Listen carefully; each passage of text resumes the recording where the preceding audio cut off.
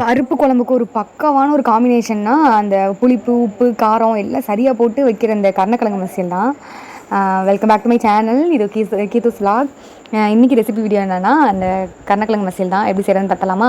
First of all புளி, கருணக்கிழங்கு, வத்தப்பொடி, உப்பு, பூண்டு, சீரகம் இதெல்லாம் போட்டு எல்லாம் அந்த புளி கரைசலோடு வத்தப்பொடி எல்லாம் போட்டதுக்கப்புறமேட்டு கருணக்கிழங்கையும் நல்லா மசிச்சு விட்டு வேக வச்சுட்டு நல்லா மசிச்சு விட்டு அதோடய நல்லா வச்சுக்கணும். 1-2 மசிச்சுக்கணும், ரொம்ப மேஷ் பண்ணிடக்கூடாது. அதையும் இங்கே சைட் பை சைட் தனியாக எடுத்து வச்சுட்டு தாளிக்கிற சட்டியில் எண்ணெய் போட்டு கடுகு போட்டுட்டு நல்லா வெங்காயம், கருவேப்பிலை, மிளகாய் வேணும்னா நீங்கள் ஆட் பண்ணிக்கோங்க.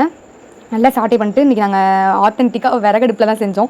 ஏன்னா இன்னொரு ரீசன் என்ன, சிலிண்டர் இப்போ வந்து எல்லா இடத்துலையும் டிமாண்டில் இருக்கிறனால, சரி வெளியில் இங்கே எல்லாம் விறகு இருக்கிறனால அம்மா வீட்டுக்கு திருச்சிக்கு வந்திருக்கேன். ஸோ இங்கே வந்து விறகடுப்பில் செய்யலான்னு ஒரு ஆச்சியெல்லாம் இருக்கிறனால ஆச்சி தான் ரெசிபி சொன்னாங்க, நான் செஞ்சுருக்கேன். ஸோ அதில் தான் இன்றைக்கி நம்ம இந்த ரெசிபி வீடியோ போட்டுட்ருக்கோம். ஸோ எஸ், நம்ம ரெசிபிக்குள்ளே வந்துடலாம். அந்த கருணக்கிழங்கு மசியல், இந்த வெங்காயம் நல்லா இதான சாட்டே ஆனதுக்கப்புறமேட்டு கருணக்கிழங்கு மசியலை நல்லா போட்டு நல்லா வதக்கி விட்டுட்டு நல்லா அதில் தேங்காய் சீரகம் அரைச்சி ஊற்றி நல்லா இப்படி கொதிச்சு எண்ணெய் பிரிஞ்சு இப்படி தகன்னு மின்னுனா ஒரு பக்காவான கருணக்கிழங்கு மசியல் ரெடி. பருப்பு குழம்புக்கு பக்காவான காம்பினேஷன்னா இது ஒன்று தான். மஸ்ட் ட்ரை பண்ணி பார்த்துட்டு எல்லோரும் எப்படி இருக்குன்னு சொல்லுங்கள். டாட்டா.